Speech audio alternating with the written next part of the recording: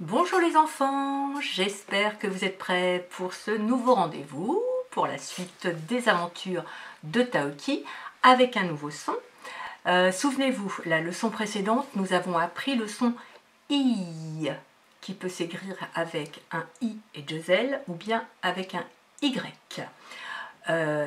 Alors, aujourd'hui, nous allons poursuivre. C'est pour ça qu'il faut que vous ayez bien enregistré le son I, parce que aujourd'hui, nous allons voir de nouveaux sons, mais qui comportent ce son I aussi. Donc, nous allons avant tout faire comme d'habitude, observer l'image. Prenez votre livre aux pages 122 et 123 et retrouvons nos amis qui, aujourd'hui, sont en visite. Ils visitent un château fort. Alors, le titre de cette nouvelle lecture, c'est « À l'assaut du château fort ». Donc, en cherchant le mot donjon que Madame Percher vous avait donné à chercher et que certains ont déjà très bien expliqué, vous avez déjà fait une petite recherche sur une partie du château fort, puisque le donjon, comme vous l'avez si bien dit, est la plus haute tour du château, qui permet de surveiller les ennemis, et c'est aussi parfois là que le seigneur et sa famille vivent. C'est le donjon. Alors voilà la famille réunis pour une petite visite. Nous sommes donc près d'un château fort, sur le pont-levis. Alors vous voyez le pont-levis, comme son nom l'indique, c'est un pont qui se lève. Dans levis, on entend lever, d'accord? Il se lève et il s'abaisse pour laisser passer les gens, et il le relève surtout pour que les ennemis ne puissent pas s'introduire dans le château fort. Nous voyons donc Hugo, Lily, Taoki, ici les parents d'Hugo et bien sûr le bébé dans sa poussette. Alors, ils vont donc visiter un château fort pendant un week-end ou pendant leurs vacances, et regardez bien, Hugo et Lily sont déguisés. Alors, même Taoki, Hugo et Taoki sont déguisés en chevalier ici, et Lily en princesse. Ils ont donc un déguisement spécifique. Vous voyez, Hugo et Taoki en chevalier ont ce qu'on appelle un aume. Alors le aume, c'est ce casque spécial pour les chevaliers. Ils ont également une espèce d'armure, mais c'est une côte de maille, donc c'est un habit fait en maille métallique qui permet d'être protégé contre les flèches, on pourrait leur lancer. Ils ont aussi une épée. Voilà, et puis Taoki est à cheval sur son petit cheval de bois, prêt à attaquer le château fort, puisqu'ils simulent, ils font semblant d'attaquer le château fort. Alors lui, le papa, lui, prend des photos pour garder de beaux souvenirs. La maman, tout en poussant Agnès dans sa poussette, s'évente avec un éventail. Et qu'est-ce qu'on voit du château? Et bien, comme je vous le disais, le pont-levis sur lequel il traverse, la muraille, les tours, le donjon. Et en dessous, le pont-levis, nous avons le fossé avec l'eau juste en dessous. Alors, avant de nous attarder sur les deux nouveaux sons que nous allons rencontrer aujourd'hui, je voudrais faire un petit rappel quant au genre des noms. Vous savez, nous avons vu il y a quelque temps déjà que les noms pouvaient être au masculin ou au féminin. Pour rappel, pour reconnaître qu'un nom est au masculin ou au féminin, on regarde le petit mot qui est devant, qui s'appelle un déterminant, et bien souvent vous connaissez les petits mots un, le, mon, une, la, ta. Ces petits mots se mettent devant les noms, et grâce à eux on peut savoir si c'est un nom féminin ou un nom masculin. Pour rappel, un nom masculin, c'est un nom qui devant a le petit mot un, ou le, ou mon. Exemple, le cahier. Cahier est un nom masculin. Mon cartable. Cartable est un nom masculin. Un chien. Chien est un nom masculin. Donc les noms masculins, rappelez-vous surtout le et un comme déterminant devant ce nom.